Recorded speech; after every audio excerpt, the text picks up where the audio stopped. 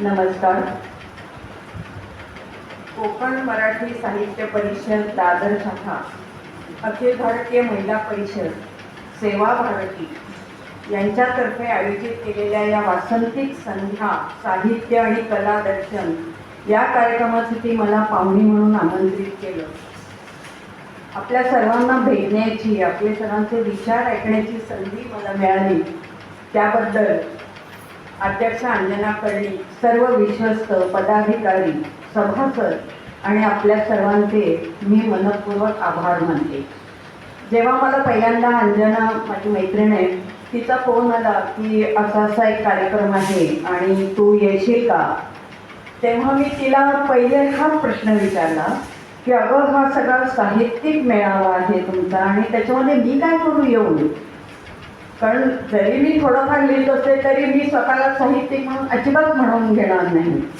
तर तेव्हा ते असं म्हणाले की अगं नाही, साहित्य आणि कला असा हा कार्यक्रम आहे, त्यामुळे मी म्हटलं ठीक आहे, मग मी येऊ शकते, पण मी अतिशय कमी बोलणार आहे. कारण गाणं हा माझा छंद आहे, व्यवसाय आहे आणि त्यामुळे बोलणं, जरी मी सूत्रसंचालन, निवेदन किंवा वेगवेगळे प्रोग्राम्स करत असले तरी सुद्धा व्याख्यान देणं हे किती अवघड आहे हे मला वाटतं सगळ्यांनाच माहिती असावं.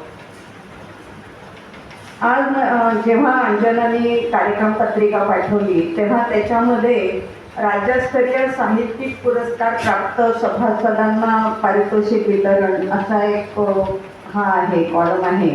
तर त्या सर्वांचे मी, अजून व्हायचा असेल तो कार्यक्रम तरी सुद्धा मी अभिनंदन करते. वासंतिक संध्या असं आजच्या या कार्यक्रमात सुरुवातीलाच आहे की वासंतिक संध्या साहित्य आणि कला. भारतीय दिनदर्शिकेनुसार आपण 6 ऋतू मानतो: वसंत, ग्रीष्म, वर्षा, शरद, हेमंत आणि शिशिर. त्यातला वसंत ऋतू हा आहे, हा चैत्र आणि वैशाख ह्या 2 महिन्यांमध्ये आपण वसंत ऋतू असं समजतो आणि असे वेगवेगळे वासंतिक कार्यक्रम सादर करीत असतो. एक अतिशय सुंदर असा मला श्लोक या वसंत ऋतूबद्दल मिळाला आहे. ओम वसंताय नमस्तुभ्यं वृक्षगुल्मलता प्रियं सहस्रमुख संवाहं कामबंधो नमोस्तुते. वसंताचं अगदी छोट्याशा ह्याच्यात योग्य, अजून पुढे 2-3 श्लोक आहेत, पण मी एवढंच सांगते की या वसंत ऋतूमध्ये झाडांना नवीन पालवी फुटत असते, फळं फुलं यांची तयारी होत असते आणि म्हणून या वसंत ऋतूचं जास्ती महत्त्व आपण मानतो.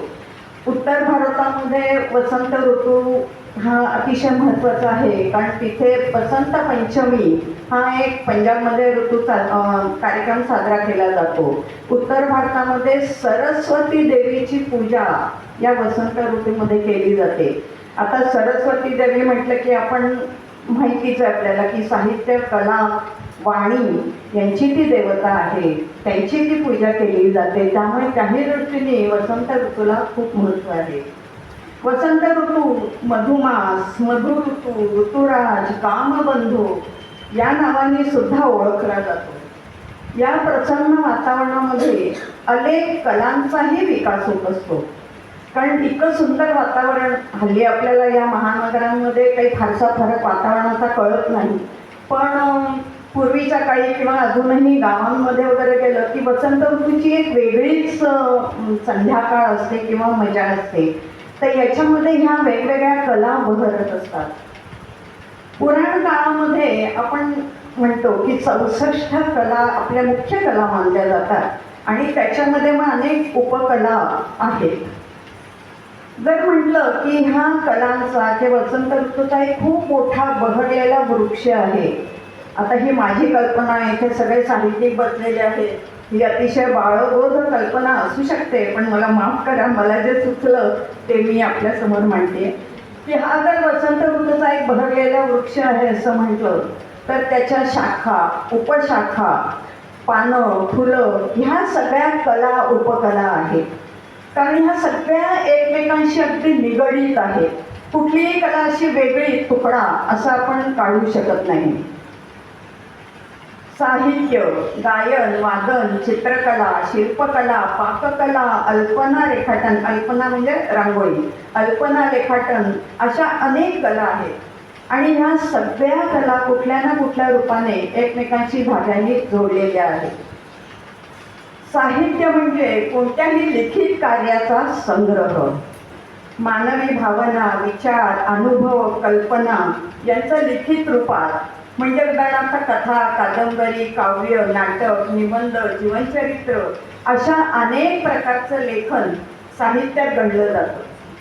साहित्याला कलेचंच एक रूप मानलेलं आहे, कारण दोन्हींमध्ये लेखक, कलाकार आपले विचार, अनुभूती इतरांपर्यंत पोचवतात. काही साहित्य प्रकारांना मला वाटतं फक्त महाराष्ट्रामध्येच आहेत. म्हणजे उदाहरणार्थ ओवी, भारूड, कीर्तन, लावणी, नंतर पोवाडा, अभंग हे सगळे फक्त महाराष्ट्रामध्येच आहेत. आणि हे जेव्हा लिहिले गेले त्याच्यानंतर कलाकारांनी आपल्या दृष्टीने किंवा आपल्या कल्पनेने त्याला सूर, ताल यांनी निबद्ध करून ते गायले गेले. असाही एक साहित्य आणि कला यांचा संबंध आपण जोडू शकतो.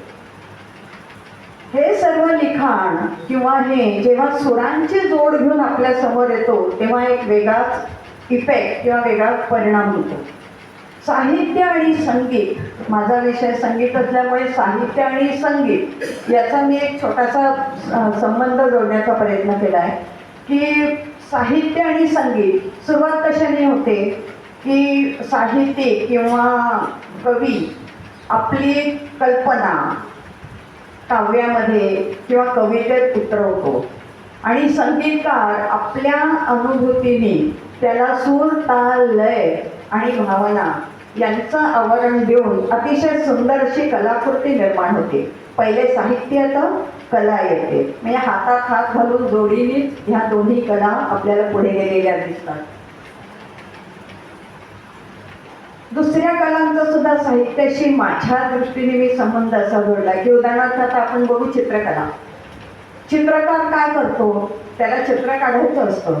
मनामध्ये एक प्रतिमा तयार होते त्याची की मला असं असं चित्र काढायचं आहे, मग मी असं करीन, ह्या अँगलने काढीन, मागे काढेन. याचाच अर्थ मनामध्ये मला वाटतं तो थोडंसं रेखाटन करत असावा, लिखाण करत असावा. मी असं करीन, मग मी असं करीन, नाही मला आधी असं केलं पाहिजे, तसं केलं पाहिजे. अशा दृष्टीने सुद्धा मनोलेखन हा जरी साहित्याचा प्रकार नाही म्हटलं तरी सुद्धा मनोलेखन याच्यामध्ये थोडासा साहित्याचा उल्लेख येऊ शकतो असं मला वाटतं. खूप बोलले मी साहित्यकांसमोर, मी साहित्याबद्दल जास्त बोलणं हे योग्यच नाही आहे. त्यामुळे तुमच्या जीवनातला श्रोते हो, तुमच्या जीवनातला प्रत्येक ऋतू हा मधुर असो, फुलांसारखा हसरा असो, अशा मनापासून मी शुभेच्छा देते. आणि आज मला इथे आपल्या सगळ्यांना भेटण्याची संधी दिली, तुमचे विचार ऐकण्याची संधी दिली, त्याबद्दल आपले सर्वांचे मी मनपूर्वक आभार मानते. आणि ईश्वरचरणी आपल्या सर्वांसाठी एक छोटीशी प्रार्थना म्हणते. हो देत सुखी सारे, सर्व आरोग्य लाभू दे, मांगल्य सर्व पाहून ना कोणा दुःख होऊ दे. हो देत सुखी सारे. धन्यवाद. नमस्कार.